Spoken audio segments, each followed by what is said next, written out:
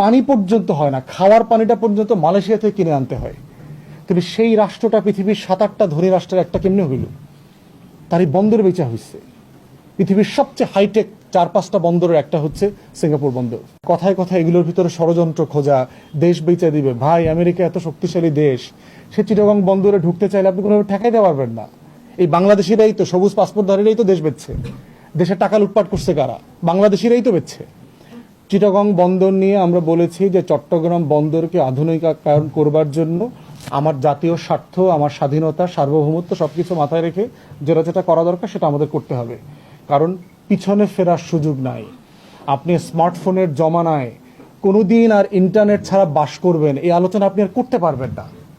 পৃথিবীর পোর্ট যেখানে চলে গেছে বন্দর, আমরা যারা বিশ্বের বিভিন্ন দেশের বন্দর দেখে আসছি, এইটা আপনি এই নদী বন্দর স্টাইলে চালাইতে পারবেন না। এটা প্র্যাকটিক্যাল না। পৃথিবী অন্য জায়গায় চলে গেছে। অতএব যারা পৃথিবীর সবচেয়ে আধুনিক বন্দরগুলোকে ব্যবস্থাপনা করেন, তাদের সাথে নেগোশিয়েট করে নতুন প্রযুক্তি আনা, দক্ষ জনবল তৈরি করে এই বন্দরকে সামনে এগিয়ে নিয়ে যেতে হবে। এবং 5-7 বছর পরে এই বন্দর বাংলাদেশের চেহারা বদলে দেবে। সিঙ্গাপুর দেখেন, একটা ছোট্ট রাষ্ট্র, তার ইনকাম সোর্সই হচ্ছে একটা বন্দর। তার কোনো ন্যাচারাল রিসোর্স নাই, পানি পর্যন্ত হয় না, খাওয়ার পানিটা পর্যন্ত মালয়েশিয়া থেকে কিনে আনতে হয়।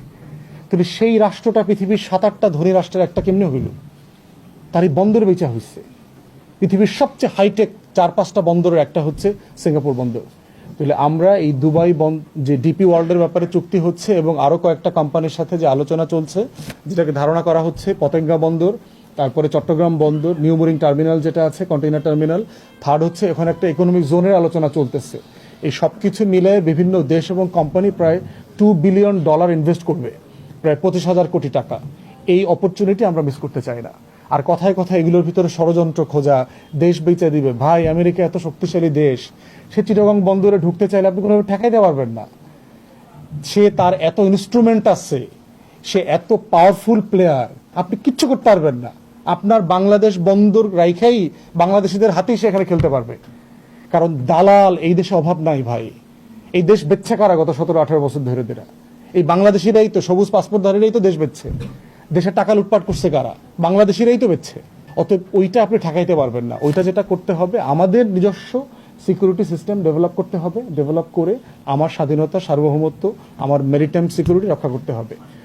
মানবিক করিডোরের ব্যাপারে আমরা বলছি যে রোহিঙ্গাদের প্রতি আমাদের মানবিক আচরণ করতে হবে। তাদেরকে নিরাপত্তার স্বার্থে সম্মানজনকভাবে প্রত্যাবর্তনের জন্য যা যা করা দরকার আমাদের করতে হবে। But at the same time আমাদের এই অঞ্চলকে ঘিরে কোনো পরাশক্তির ছায়া যুদ্ধ ক্ষেত্র আমরা এই অঞ্চলকে হইতে দেব না। এটা হচ্ছে আমাদের বটম লাইন। আমরা রোহিঙ্গাদের প্রতি মানবিকও থাকবো, কিন্তু আমাদের এই আরাকান সীমান্ত ধরে, রাখাইন সীমান্ত ধরে এই অঞ্চলে অস্ত্র লেনদেন এবং যুদ্ধ, এই দেশের সাথে সেই দেশের, বে অফ বেঙ্গলে অমুককে ঢুকতে দিব না, এই যুদ্ধক্ষেত্র আমরা হইতে দিব না।